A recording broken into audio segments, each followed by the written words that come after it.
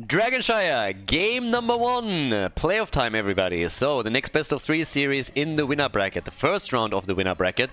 We have the Raiders against the DogZ, and well, should be a fun one. We have 22 heroes, all listed down here, that are banned for the entire playoffs, and every hero can only be played once in a series. So as you move from map to map, obviously, in game number 2, 32 heroes are pre-banned, game number 3, 42, and tomorrow, when we are moving away from the first round, we are going into best of 5 territory, and then it's getting really wild.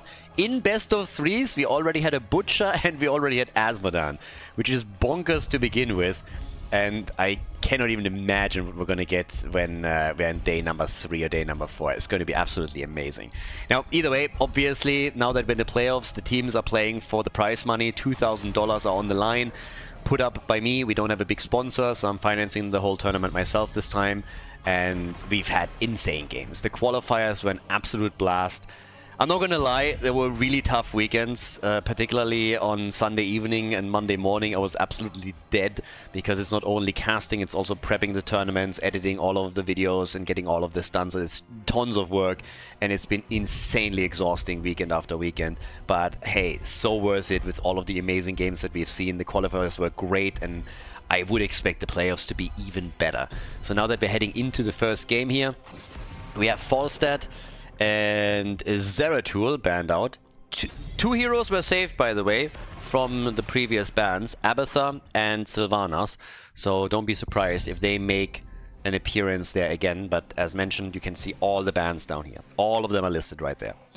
So the globals are banned on Dragonshire. This is still one of the most challenging maps when it comes to map control, because you essentially need to control 3 points at the same time in order to get the objective. Sylvanas gets taken by Nano pretty quickly, and this is something that I expect to happen a little bit more. Going from match to match, it was really interesting to see Sylvanas and her priority. In our first series, we had her banned continuously, which makes perfect sense to me. She's an amazing hero, she gets played even in normal tournaments as well. But then on the other hand, in a Meta Madness context, her value is even higher because you have so many heroes just gotten rid of that would have been fantastic, and yeah, so she is in comparison even stronger. And then series number 2 came around and all of a sudden she was like picked nearly last in the first draft, so really weird. This is a priority that I think is going to be what we can expect for the rest of the playoffs, that she either gets picked in the first slot position or that she gets banned out. Greymane and Rexa are locked in for the DogZ. Fitting, I know. And we get Samuro for Sven and Malfurion. Alright. Samuro is also kind of nice. Sven obviously has been playing him a lot and teams have been target banning him too. So him already getting that done in the first game is kind of cool. ETC gets banned as well. So a little bit of frontline targeting. And Uberok is, by the way, one of the new bans. So he got added to the list now as well. And just generally speaking, when we're talking best of 5s in particular, the tank role is going to be challenging for teams. We will see quite a few side laners that will be played in a tank position. And I would expect that Uther at some point is also going to be played there again. We've seen a lot of bans against him, but some of the teams will definitely go into an Uther main tank to just make up for the lack of tanks. There's still some available, of course. I mean, ETC, Varian, you have Stitches, Mei, Melganis, but as we are moving from one game to another, that list is going to be whittled down very, very quickly. Particularly if you have a few teams that come in and, for example, at some point rock a double tank, play ETC, Imperius, and whatever. Oh my god. And we're getting Lily immediately on game number 1 already. What? Okay. I promise there's still a couple of good healers there. There are still some really, really good healers in the pool. So Lily in game number 1 is a bit wild to me. Are they going to add a second healer? Do they play a double healer with this? I don't really think so, do they? Kerrigan for Gia, and Melganis is getting played now as well. Alright. Ready to rock and roll, baby. Dragonshire, our first map, and we have the final pick incoming for the red team, for the DogZ. What are we going to get? We have Greymane, Tyrael. I like the draft so far. Lily is a little bit suspect, but There comes Zarya. Alright, assisting them a bit more with additional shields. Game number 1, everybody. Let's go. The best of 3 series in the winner bracket of the playoffs. The DogZ against the Raiders. Game number 1. The Raiders on the left as we're heading into Dragonshire. Our first map. We have Johan on Mal'Ganis. Nano's playing Sylvanas in game number 1. Sven on Samuro, we get Hunter Orc on Malfurion, and Gia is playing Kerrigan. Over on the right side of the map, the DogZ, definitely the underdogs, no pun intended, with Semixam on Tyrael, Suspect on Lily. That's a very suspect pick to me in the first place.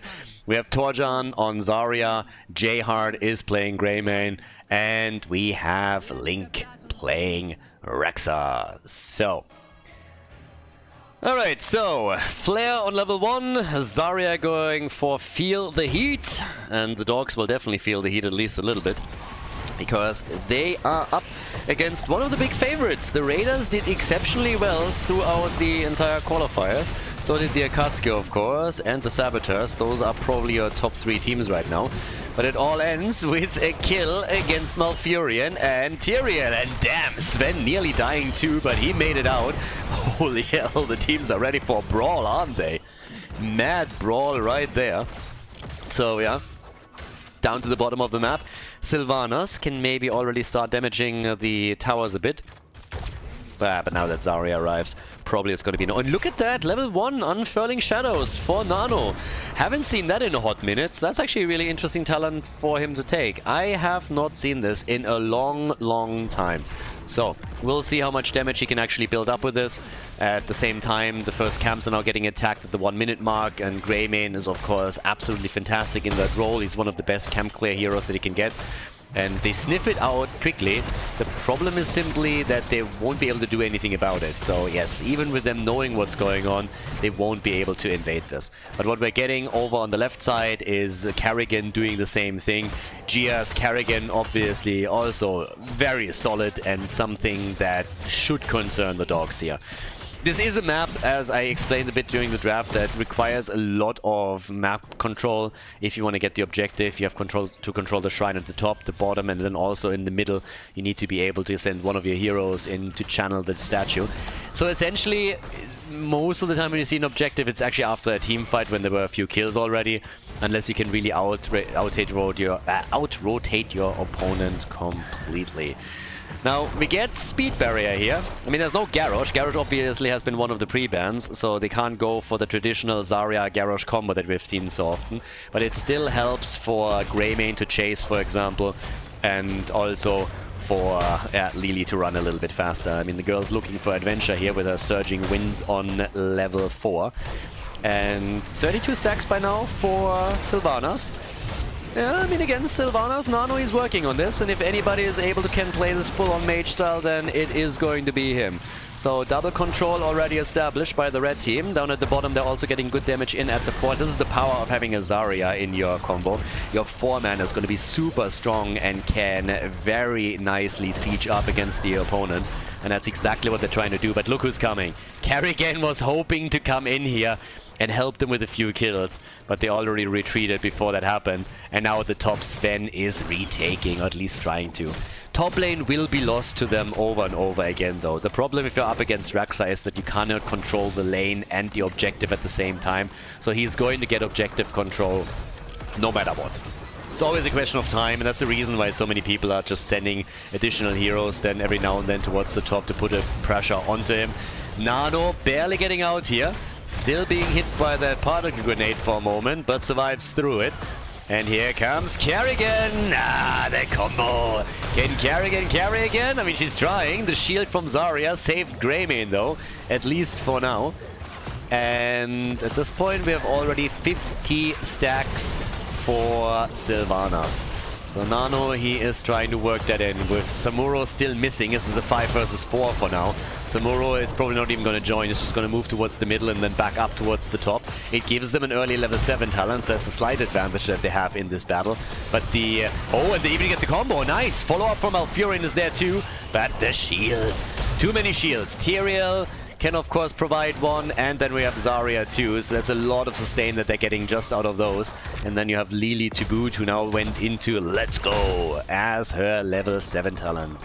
The Wizened Duelist is also ready for Greymane, and at the top, Samuro, he's still dishing out the damage as we speak. So off to a good start here for the Dogs. Again, they are up against one of the favorites in this. So every bit of damage that you can do here is already a bit of a win. We have now J-Heart in the middle, just protecting the dragon statue. Down at the bottom of the map, they're going to retake this eventually. Or are they? Because it's essentially 2 versus 2. And some really nice damage again coming from Sylvanas, who's also continuing to stack a little bit further. So sitting at 69, 70 stacks right now. Nano really trying to build this up as best as he can, as Kerrigan is moving back into the middle to fight the one-on-one with Greymane. Up at the top, Samuro going up against Link and doing a great job here, but Misha is now rushing onto the point and is going to take this one back. Samuro can't really do anything about it, so the double control is gonna be lost, at least for the time being. But I really like it. I mean, both of the teams are at each other's throat right now, trying to make some plays here. Malfurion with a root, and that's the chance to get maybe a kill, but yep, it is in vain. Nice heals again, and with a cleanse, they go for Kerrigan instead and take her down. This is one of the big issues, honestly, that every time that we're seeing plays like this, they hope to get a kill and then it all of a sudden gets turned on them and they're losing heroes. Now they lose Sylvanas too. It's a bit of a disaster, honestly. The Raiders are struggling in game number 1. The Dogs have stepped it up. Once the qualifier number 1, 2, you know, they were like innocent puppies and now they are full grown and they are crushing it. They have level 10 earlier, start to go for the fight down at the bottom of the map even. We get the bullet, we have Sanctification, Tira is already sitting here in the middle, and Kerrigan is now slowly taking the waves down. They have their own level 10 abilities, but with the exception of Sven crushing the top lane, I gotta say that this is a very pleasant surprise. The Dogs are not just rolling over and getting destroyed here. Instead, we're seeing them with some solid plays, good damage. Tranquility has to be used because Malfurion was in trouble. Now they're going for the fight here. Lily is countering with her own ult. Sanctification is out. They can't quite go for Mal'Ganis just yet, but the camp has not been taken. It's a 4 versus 4, and here comes Mal'Ganis moving through, the root on the ground. Kerrigan combo, and here's the chance, an opportunity to lock some kills in. They get 1, 2, and it's a triple, baby. They get the triple kill, Zarya is dead as well, and they steal the camp. This is the moment where the Raiders can go hard. It was a beautiful fight. I mean, as you can see here, the choke point got used with perfect efficiency. They moved in, channeled their inner German, dropped the root, and just locked them all into the ground. Got 2 kills quickly, and then Zarya shortly after. Now that they're attacking the bottom of the map, the Dragonite has been captured in the middle. Sylvanas moving out there, but the Decay is now on his way up towards the top. So looking really good for them. I mean, again, small lead, but like, that was big. That was really big. That was a huge change in the flow and momentum of the game. Now they're trying to pin them down on 2 lanes. Oh la la. Even get a kill on Tyrael. And might get more. They want the fort, obviously, so that's why they're splitting them the way that they do. The Dragonite is up at the top, and Greymane is moving down to the bottom of the map. So they're realizing that there's way too much damage against them. Greymane is abandoning the top lane completely. She has met by a bullet, but Tranquility is out. Greymane! Alright. Barely gets out. But this is getting a little bit nasty for them. Zarya is in trouble. Their combo of Kerrigan is just simply too much for them to handle. Greymane gets destroyed as well. And this game got absolutely flipped. I mean, choo-choo! The pain train is coming, baby! That little snowball turned into an avalanche quickly. It all went well until level 10 in the team fight over the bottom camp, where they lost 3 heroes, and then in the aftermath 2 forts are destroyed. Even a 3rd one is already being worked on. So here they're going for the same thing now. They're starting to attack right away. They're coming in with a couple of quick plays for that fort and attempting to take this one out too. But yes, it's getting a little bit bananas. If they can keep that up, then they're just going to run over them here. For now, there's still time to recover. The experience gap is significant and is not easily bridged, but they should still be able to do something here at least, if they can win a team fight. Unfettered Assault is now in on level 13. Damage output 45,000 for Sylvanas. So yes, Nano is at this point easy top damage in the game. Nobody else is even close. I mean, we have Mal'Ganis with 32,000, which is in and of itself very respectable. Good job by Johan. And then Greymane with 32,000 too. But Sylvanas, she takes the cake here. She's definitely the one that absolutely murders it currently on the numbers. And this is only going to increase as she's working her stacks in. Good damage numbers for sure. Topside fort has been destroyed previously. Now it's Samuro that is pushing again for this. And the more the map opens up, the better, of course, for Samuro. They're setting up a few more traps. Spray game is on point. Gia is lacking. I mean, pleb spray. Not quite sure what I'm supposed to say to that. But at least when we're talking about the dogs, they know to go for proper loadout. So they're waiting for 16. They don't want to fight here. But Hunter Orc, is he in trouble? Speed barrier. Oh, yeah, he gets out. He gets out. Good for him. That got risky for a moment. The whole idea was, of course, to wait for level 16 talents, and now they have them. That gives us the Moonlit Harmony. Topside? Somebody needs to defend this, by the way. Catapult and Camp. Even 10 minutes into the game, this is going to start and hurt you a little bit. So yeah, Kerrigan with another combo attempt. Samuro has taken the top. They're trying to go for another fort, and honestly, they might be able to grab this one. The red team is insanely reluctant to fight here, and I don't blame them. They don't have level 16 talents yet. Well, there comes the kill. Sylvanas missed her ult initially. Good sanctification. Okay, so that saves the day for another moment. Can they follow up with another Kerrigan combo? Is she gonna have the cooldown back in time? Trying on the choke point, but the fort is already gone, and we have Sylvanas at this point with 134 stacks. So yes, they go for another Dragonite. They're gonna get this one super easily, and all of the forts have been dropped. They're looking very strong here. The momentum has never been regained by the dogs. They're trying to stabilize now, but it's an uphill battle considering that they're now 2 levels behind and that they don't have a level 16 talent. With Sylvanas and a Dragonite, they can of course push this hard, and she is just getting further and further ahead in the damage numbers, now sitting at 56,000 and still supporting the team here, disabling structures that should allow them to go for the keep. Rexa has just now retreated after he was moving to the top side to get some extra experience for the team, but this keep doesn't stand a chance. They take the keep out, and then it's just a question of how much further they're going to go with this. So yeah, the hit is coming, and are they going to... Can they get a kill here? I don't really think so. Not with all of those shields flying around from Tyrael, from Zarya and whatnot. But they have another 25 seconds, so a bit more damage in the middle of the map is definitely possible, even with level 16 about to be taken by the dogs.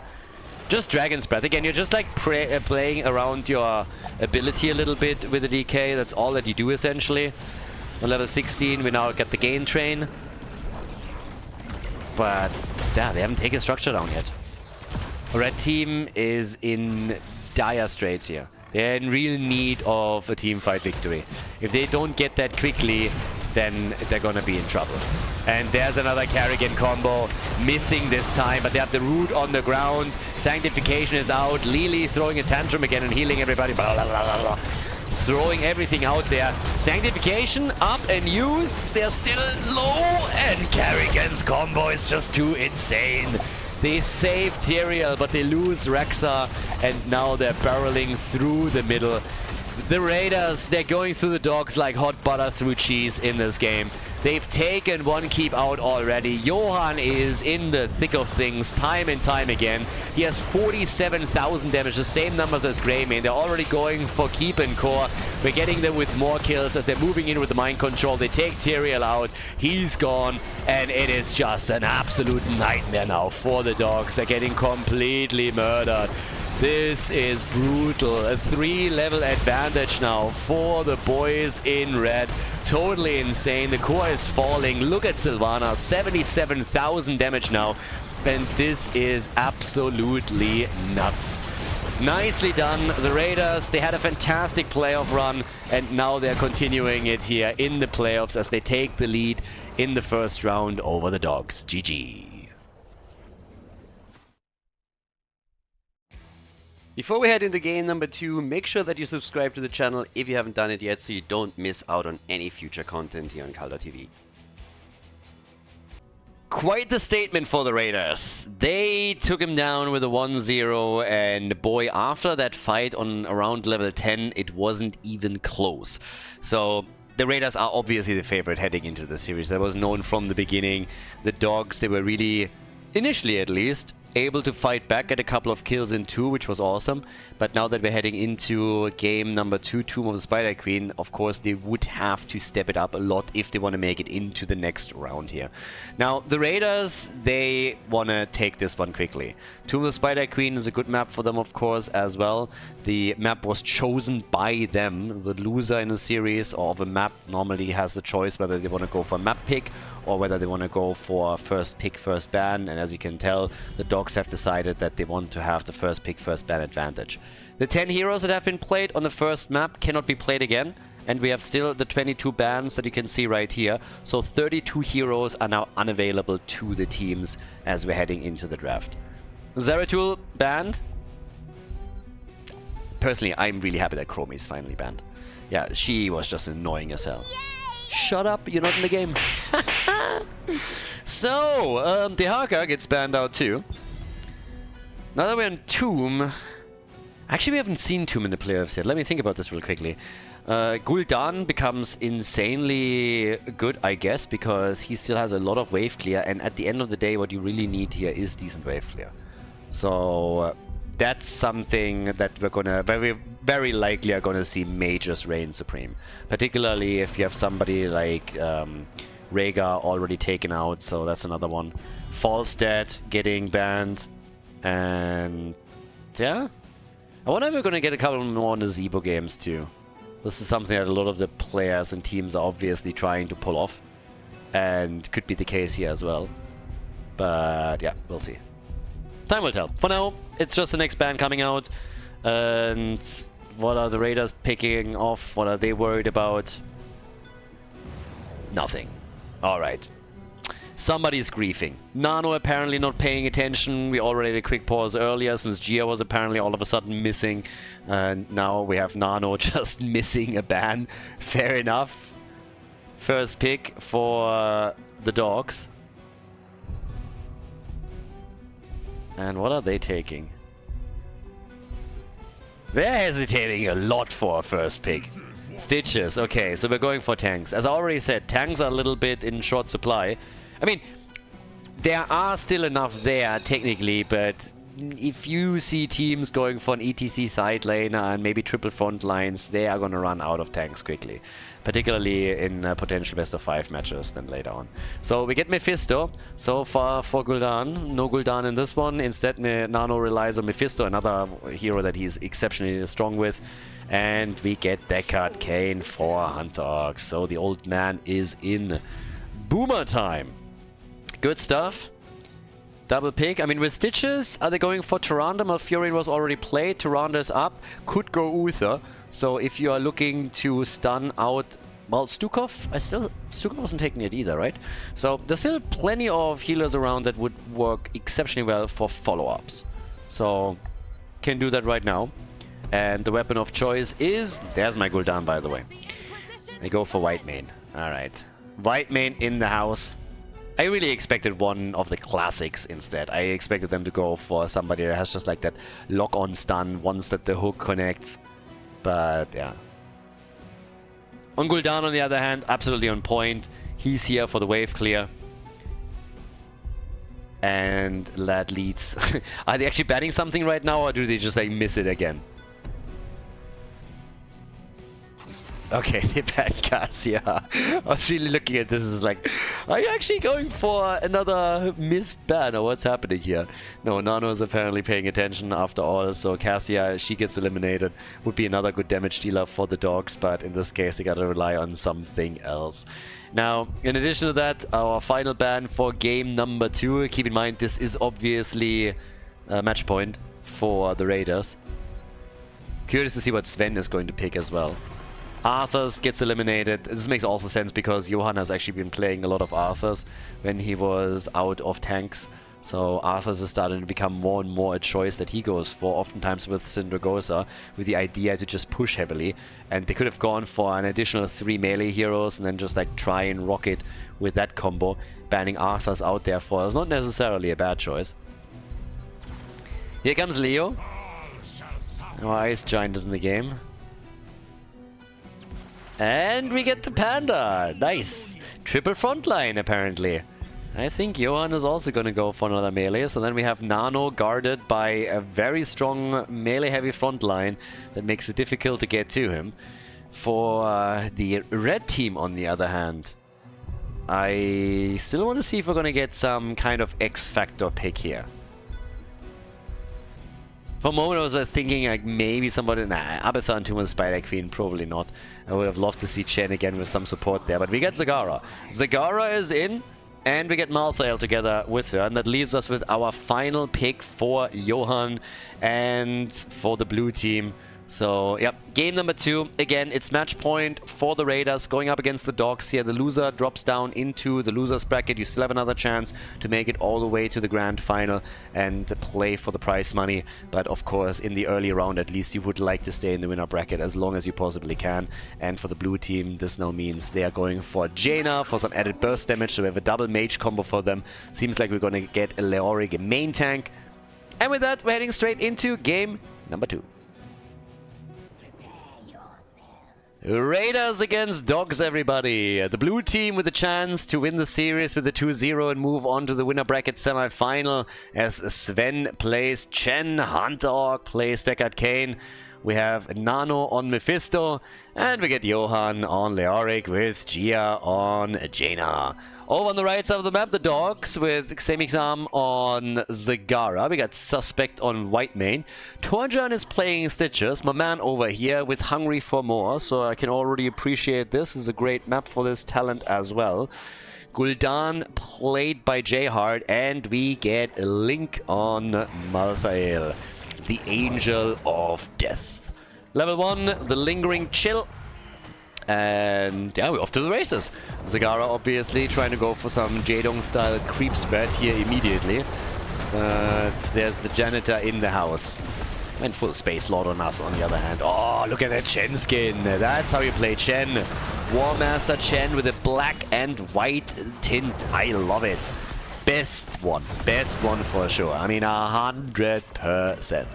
So, first couple of stacks are also coming in for pretty much everybody that is running a stack talent. We're looking to to Stitches obviously in particular. Leo, he was cutting it close a little bit over there, didn't he? Nearly dying, so yeah, that nearly backfired. As Torjan is moving from lane to lane to get additional globes, he's also going to increase his hit point pool, which by the way is beneficial for Devour 2. And there it is, the kill against Leorki.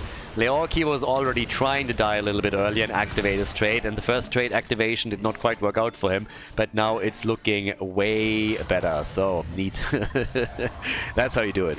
Down to the bottom of the map, we have Sven holding his own now against Malthael. This is obviously the typical scenario that you'll see, that the two side laners are going to the bot lane to face off against each other, and in the meantime, we're having camps claim, but the red team is getting invaded. And hello, they're a little bit low. Stitches is very optimistic here. Went in deep for this. The camp is about to be taken and Stitches is about to die. Stitches is dead and the camp is nearly claimed. They're still fighting for this. Zagara, they're all going to the choke point. They shouldn't do that against Nano. But Nano actually dies. They still stole the camp though. And Johan! Oh, he's dead again? Yes, he's dead. So, 3 kills to 1, but they stole the camp away. I am tempted to say, hey, worth it. I mean, first of all, they're being super aggressive. That's already kind of neat, because if you have a team that is this aggressive this early on, the opponent will have to adjust their playstyle a little bit. But right from the get-go, what the Raiders are trying to do here is just simply signal, hey, we are the ones making the plays here. We are the ones to set the agenda. You can react, but you're not gonna push your own playstyle onto us. That's not happening. Whitemane with Martyrdom now as a level 4 choice. Gul'dan. Oh, these hooks are actually not shabby. That's a kill, isn't it? Hunter Orc, nice. Alright, good job. With Gia still sticking around on Jaina, they were able to save Deckard Cain. Not too bad. Experience for the two teams is pretty much the same. The one thing, though, that has to be considered is that the dogs have way more gems in their hands. Yeah. The dogs have way more. So that's a little bit of an issue. Because they now technically have a chance to get the first Web Weaver wave. Maybe build on that. Get a few more kills in. Blue team on the other. I mean, again, it's at the end of the day, it's not really about how many gems you have. It's about how many do you turn in. And no one has turned any gems in yet thus far. There's nice creep spread still from Zagara. I mean, she's pretty diligent about it. Trying to get the extra vision here too. And in the meantime, we have now down at the bottom of the map, yeah, a bit of an attempted gank up on Chen, which didn't really work out for them. The entire team is here, the full 5-man. Leo obviously trying to retreat. Chen gets hooked, but he should be fine. And Link, oh, Johan, he's dying again. Is he? Deckard Cain, come on, potion baby, potion, and off we go. The potion master is in. And this is a little bit of an issue because Gia is now turning in. He also was able to get them extra experience up at the top lane. So that 5-man gank not working out actually cost them a little bit. Some of the structures at the top side got also at least damaged. So that's a bit of a problem. Intercession is in and Leo dies again. Now technically it's not really that big of a deal when Leo dies, particularly early game, as long as you trade cooldowns. And that's what he did, and it allows them to drop Gul'dan and they take down Whitemane. So, well done.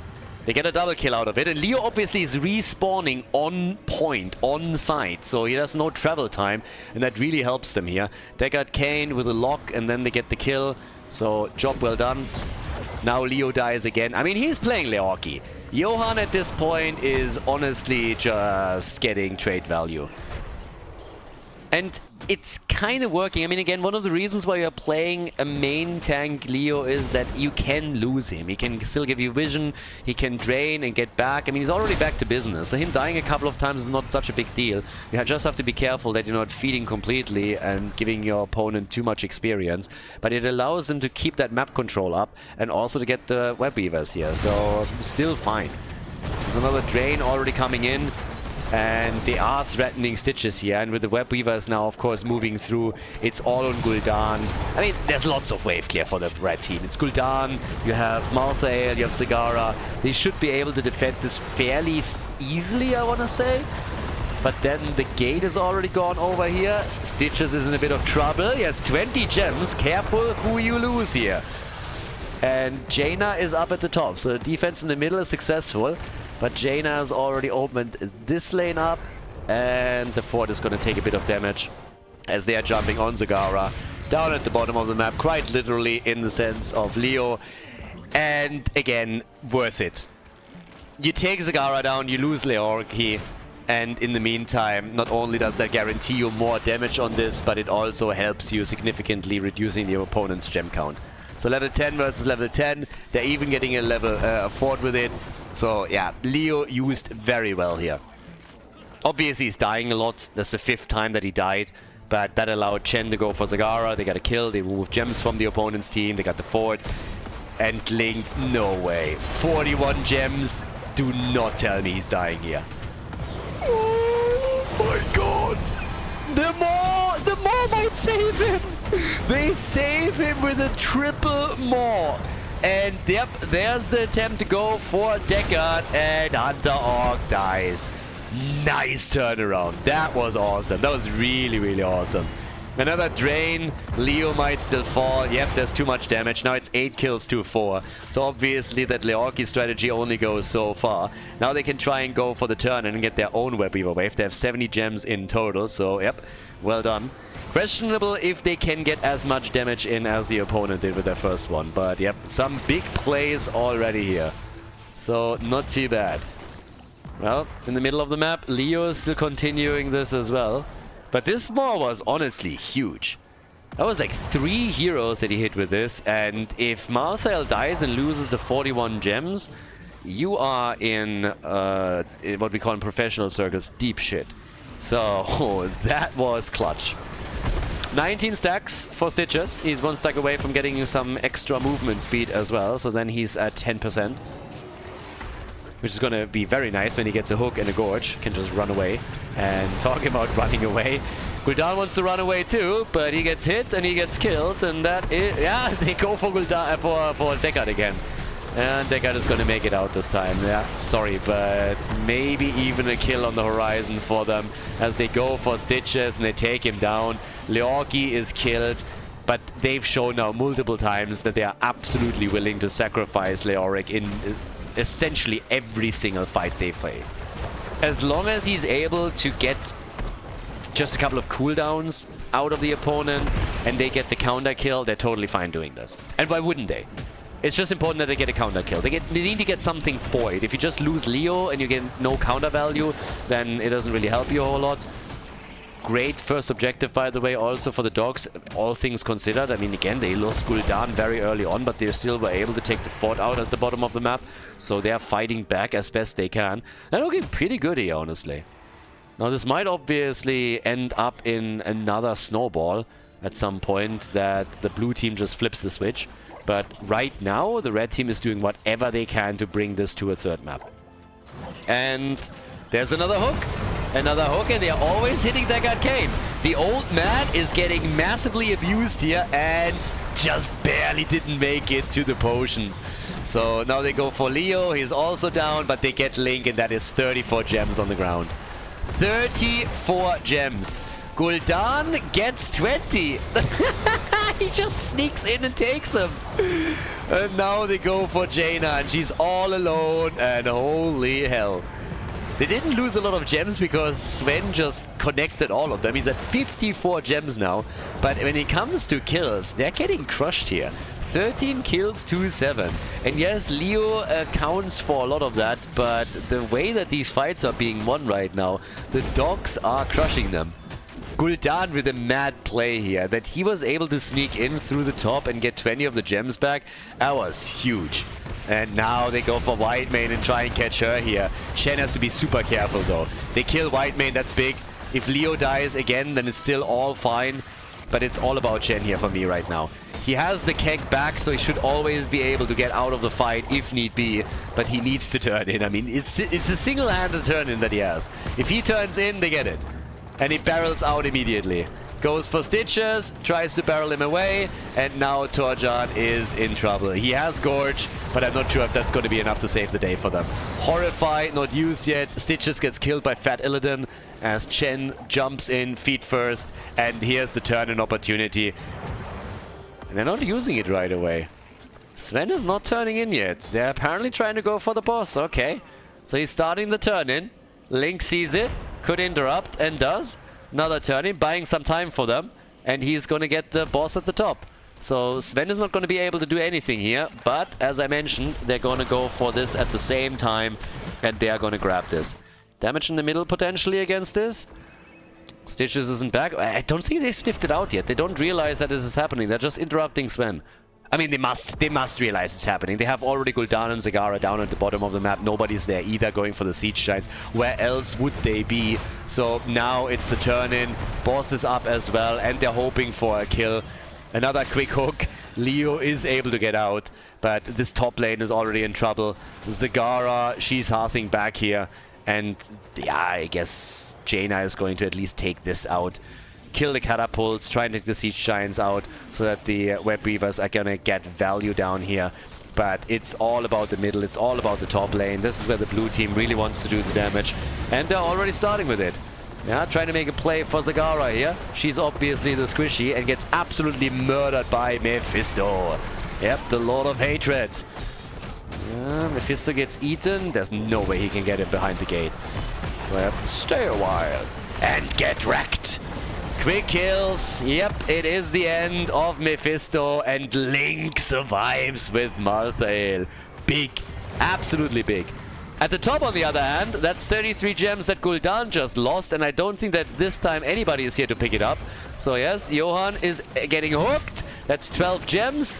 and I guess the Panda is going to grab them. But that was 33 gems that they just lost, and the top keep is taking serious damage as well. So this is a snowball that we've been talking about earlier, and it's just starting to look very much the same as it did in game number 1. The top side keep, it is going to fall. We are 12, 13 minutes in. One keep is already gone. The one at the bottom of the map is going to get opened up, and here in the middle, the same picture is unfolding right in front of us with a 1-level lead for the Raiders. They're taking the second keep out, and they're even opening the bot lane up for a potential drop on the third one. So yes, they are looking fantastic here. Look at Leo, by the way. Yes, he died 8 times, but as we talked about earlier, he always traded well for the team and opened up opportunities for kills for them.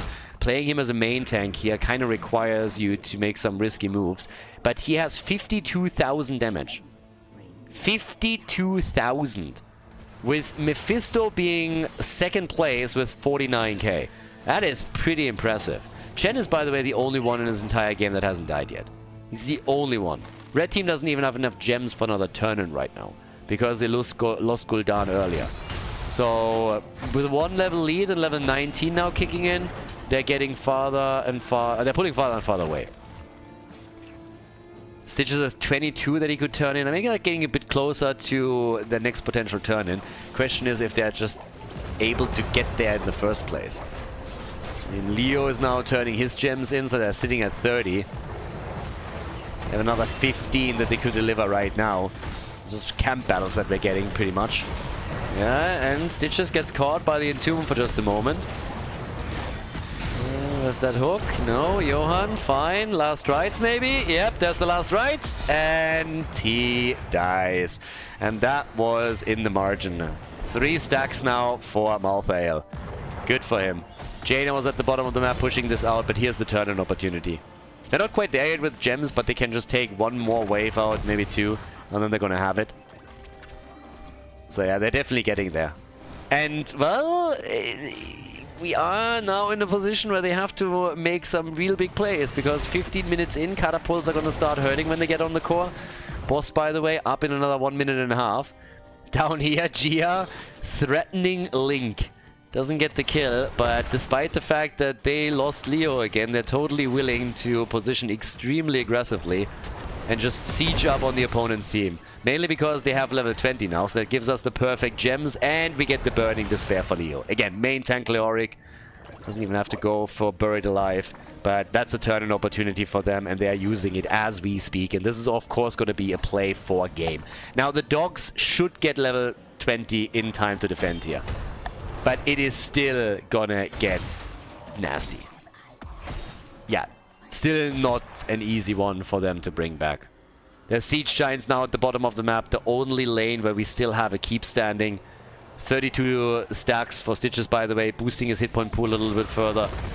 But the damage output from Leo is already big enough as is, and if he pops his ult in one of these fights, it's just gonna accelerate. So now we got, with 15 kills to 11, the dogs on level 20 as well, but they gotta defend against this, and this is a play for core. This is a play for core, for game and match, that is getting executed by the Raiders with their double mage, and they are moving in as we speak, taking a couple of creep tumors out. The bottom keep is gonna fall 100%. There's absolutely no stopping that. The one thing that they're going to try and stop is the core from falling. But all the keeps are now gone. The hook misses, the Entomb doesn't. And this is a big one. Big Entomb, big damage. They're keeping them alive for now. Already, Whitemane is getting targeted. Double more. But Chen can now go straight in for Whitemane. They already have a double kill. They go for the triple kill. And this is game, ladies and gentlemen. The core is about to fall. 5-man team wipe.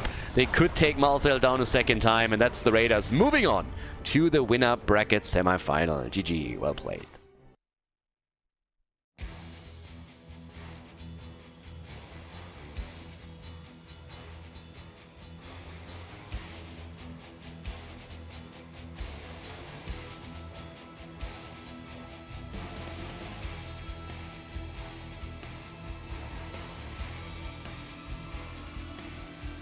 Thank you everybody for watching the video today. I hope that you enjoyed the show and the commentary. And keep in mind that the spoiler protection that is going to run for the rest of the video is made possible by all the support on patreon.com. So guys, if you want to support my work, if you want to help me start new projects and keep the spoiler protection in place, please consider heading over to patreon.com/Khaldor. There's also a link in the YouTube description and check that out. Thanks in advance, and see you guys next time with more esports coverage here on Khaldor TV. Have a great day.